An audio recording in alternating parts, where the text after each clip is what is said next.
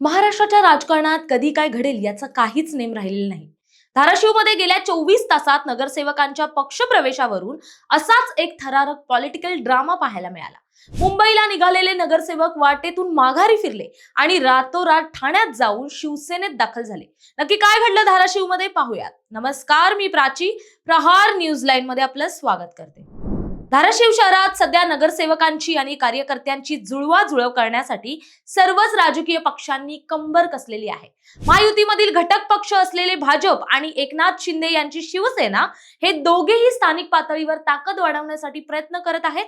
याच पार्श्वभूमीवर उबाटा गटातील काही नगरसेवक भाजपच्या वरिष्ठ नेत्यांच्या उपस्थितीत पक्षप्रवेश करण्यासाठी मुंबईच्या दिशेने रवाना झाले होते। हे सर्व नगरसेवक पुण्याच्या इंदापूर जवळ पोहोचले आणि तिथेच अचानक राजकीय घडामोडींना वेग आला। नगरसेवकांनी अचानक आपला मार्ग बदलला आणि ते पुन्हा धाराशिवला परतले। धाराशिवमध्ये पोहोचल्यानंतर खासदार ओमराजे निंबाळकर यांच्या सहकार्याने या सर्व नगरसेवकांना तातडीनं ठाण्याला नेण्यात आलं आणि रात्री उशिरा उपमुख्यमंत्री एकनाथ शिंदे यांच्या प्रमुख उपस्थितीत या नगरसेवकांनी अधिकृतपणे शिवसेनेत प्रवेश केला। यापूर्वी कळंब नगर परिषदेच्या वेळी भाजपमध्ये प्रवेश घडवून आणत पक्षाने आपली ताकद दाखवून दिली होती, तर आता ओमराजे निंबाळकर यांनी अत्यंत गोपनीय रणनीती आखत या नगरसेवकांना शिवसेनेच्या गोटात दाखल करून दाखवले। वरिष्ठ पातळीवर भाजप आणि शिवसेना एकत्र महायुतीमध्ये असले तरी स्थानिक पातळीवर मात्र प्रत्येक पक्ष आपली पकड मजबूत करण्यासाठी रणनीती आखताना दिसतोय। या घडामोडींमुळे धाराशिवच्या राजकारणात नवा रंग भरला गेला असून उर्वरित नगरसेवक आता नेमकी कोणती भूमिका घेणार याकडे सर्वांचंच लक्ष लागलंय।